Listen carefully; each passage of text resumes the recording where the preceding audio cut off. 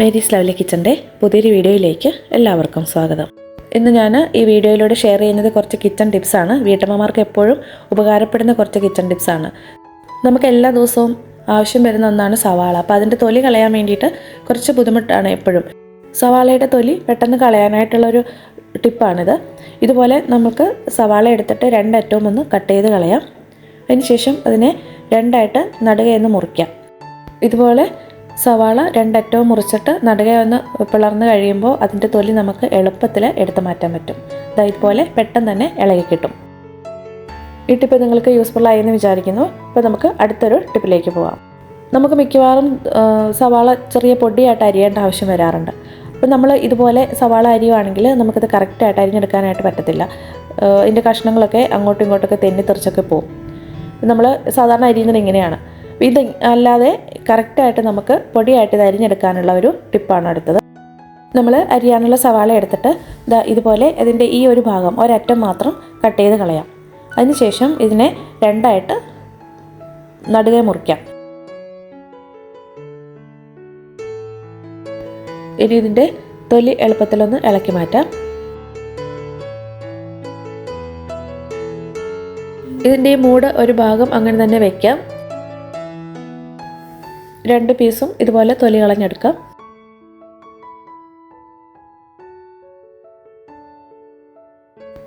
തൊലി കളഞ്ഞെടുത്തിട്ട് സവാള നമുക്ക് നന്നായിട്ടൊന്ന് കഴുകിയെടുക്കാം. ഇനി ഇത് നമ്മൾ പൊടിയായിട്ട് എങ്ങനെയാണ് അരിഞ്ഞെടുക്കുന്നതെന്ന് നോക്കാം.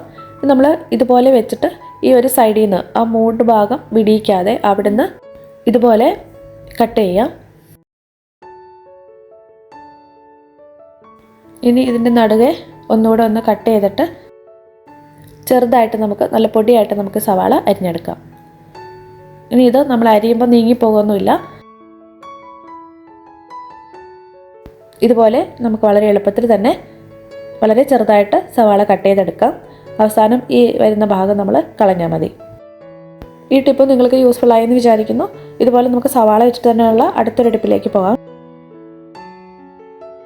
ഓണിയൻ റിങ്സൊക്കെ നമ്മൾ തയ്യാറാക്കുമ്പോൾ സവാള കട്ട് ചെയ്യാനായിട്ടുള്ള ഒരു ടിപ്പാണ് അടുത്തത്. ഇതുപോലെ സ്കിന്ന് കളയാതെ തന്നെ സവാള ഇങ്ങനെ വട്ടത്തിൽ മുറിച്ചെടുത്തിട്ട് പെട്ടെന്ന് തന്നെ എൻ്റെ സ്കിന്ന് റിമൂവ് ചെയ്ത് കറക്റ്റായിട്ട് ഓണിയൻ റിങ്സ് ഉണ്ടാകും. അപ്പോൾ ഇതിൻ്റെ സ്കിന്ന് നമുക്ക് ഈസി ആയിട്ട് എടുത്ത് മാറ്റാം. ഇനി നമുക്ക് അടുത്തൊരു ടിപ്പിലേക്ക് പോകാം. നമ്മൾ എപ്പോഴും പച്ചമുളക് മേടിക്കുമ്പോൾ അത് വേഗം തന്നെ കേടായി പോകാറുണ്ട്. അങ്ങനെ കേടായി പോകാതെ കുറേ നാൾ പച്ചമുളക് സൂക്ഷിക്കാനായിട്ടുള്ള ഒരു ടിപ്പാണ്. നമ്മൾ വാങ്ങുന്ന പച്ചമുളക് നന്നായിട്ട് കഴുകി ഒന്ന് ഡ്രൈ ആക്കിയതിന് ശേഷം അതിൻ്റെ ഞെട്ടൊക്കെ എടുത്ത് കളയാം.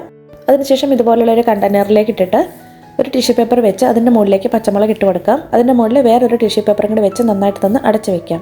ഇടയ്ക്ക് നമ്മൾ എടുത്ത് നോക്കുമ്പോൾ അടുപ്പിലൊക്കെ വെള്ളം ഉണ്ടാകും. ആ വെള്ളം ഒന്ന് തുടച്ചിട്ട് വീണ്ടും ഇത് വേറൊരു ടിഷ്യൂ പേപ്പർ വെച്ചിട്ട് അടച്ച് വയ്ക്കാം. ഞാനിപ്പോൾ ഇത് വെച്ചിട്ട് ഒരാഴ്ച ആയതാണ്. ഇങ്ങനെ വെക്കുകയാണെങ്കിൽ കുറേ നാൾ പച്ചമുളക് കേടാകാതെ സൂക്ഷിക്കാം. അടുത്ത ടിപ്പെന്ന് വെച്ചാൽ നമ്മൾ ഇതുപോലെയുള്ള പയറും പരിപ്പും കടലയൊക്കെ ഇതുപോലെ കാണാൻ പറ്റുന്ന പാത്രങ്ങളിലിട്ട് വെക്കുകയാണെങ്കിൽ നമുക്ക് പേരൊന്നും എഴുതി വെക്കാതെ ഏതാണ് അതിനുള്ളിലുള്ളതെന്ന് പെട്ടെന്ന് അറിയാനായിട്ട് പറ്റും. കടലയും പയറും ഒക്കെ നമ്മൾ തലേന്ന് തന്നെ സോക്ക് ചെയ്ത് വെക്കാറുണ്ട്. അപ്പോൾ അങ്ങനെ വെക്കാനായിട്ട് നമ്മൾ മറന്നു പോയിട്ടുണ്ടെങ്കിലുള്ള ഒരു ടിപ്പാണ്. ഇതുപോലെ ഒരു പാത്രത്തിലേക്ക് നമുക്ക് ആവശ്യമുള്ള കടല ഇട്ടിട്ട് അതിലേക്ക് തിളച്ച വെള്ളം ഒഴിച്ച് അരമണിക്കൂർ ഒന്ന് മാറ്റി വയ്ക്കാം. അരമണിക്കൂറിന് ശേഷം ഇത് നന്നായിട്ട് സോക്കായിട്ട് വരും. ഇനി ഇതുപോലെ പാത്രങ്ങളിലെല്ലാന്നുണ്ടെങ്കിൽ ഒരു കാസറോളിൽ ഇട്ട് വെച്ചാലും മതി. അത് പെട്ടെന്ന് തന്നെ കുതിർന്ന് കിട്ടും.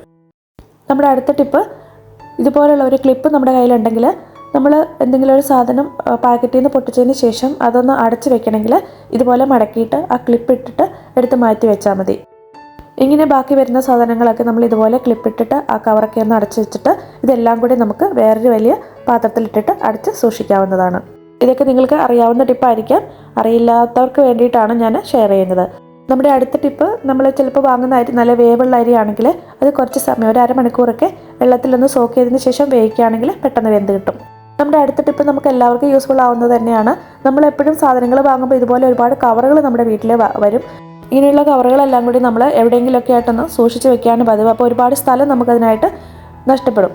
അപ്പോൾ അങ്ങനെ ഒരുപാട് സ്ഥലം നഷ്ടപ്പെടുത്താതെ നമുക്ക് നല്ല ഭംഗിയായിട്ട് ഈ കവറുകൾ സൂക്ഷിച്ച് വയ്ക്കാം.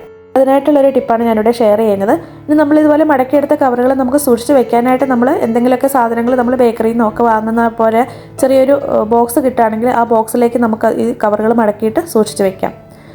അപ്പം നമുക്കിത് എങ്ങനെയാണ് മടക്കുന്നതെന്ന് നോക്കാം. ഇതുപോലെ നന്നായിട്ടൊന്ന് നിവർത്തിയിടുക. അതിനുശേഷം രണ്ടറ്റത്തുനിന്നും ഇതുപോലെ നടുവിലേക്ക് മടക്കാം. ഇതിനകത്ത് ഞാൻ കാണിക്കുന്നത് പോലെ.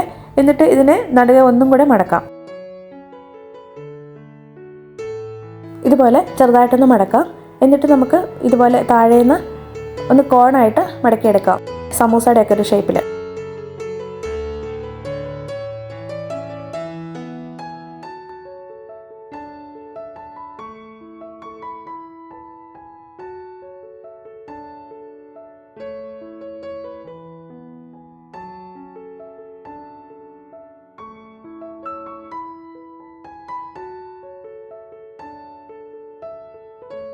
ഇതുപോലെ ചെറുതായിട്ടൊന്ന് മടക്കിയെടുത്തിട്ട് ലാസ്റ്റ് വരുന്ന ഭാഗം ഇതിൻ്റെ ഉള്ളിലേക്ക് ഇറക്കി വയ്ക്കാം.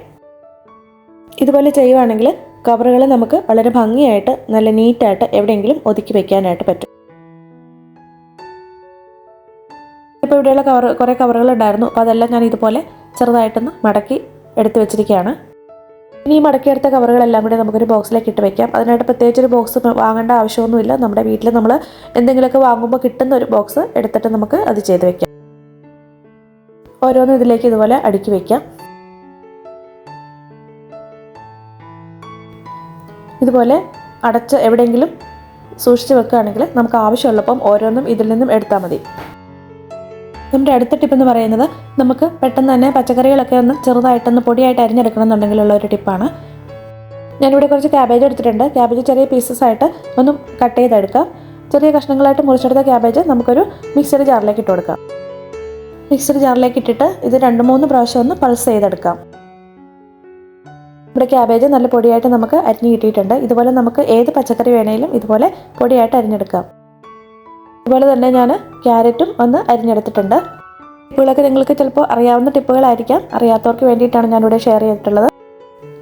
ഇന്നത്തെ വീഡിയോ നിങ്ങൾക്ക് എല്ലാവർക്കും ഇഷ്ടമായെന്ന് വിചാരിക്കുന്നു. വീഡിയോ ഇഷ്ടമായെങ്കിൽ നിങ്ങളുടെ ഫ്രണ്ട്സിനൊക്കെ ഒന്ന് ഷെയർ ചെയ്ത് കൊടുക്കുക. നിങ്ങളുടെ കമൻസൊക്കെ ഒന്ന് അറിയിക്കുക. പുതിയൊരു വീഡിയോയുമായി നമുക്ക് വീണ്ടും കാണാം.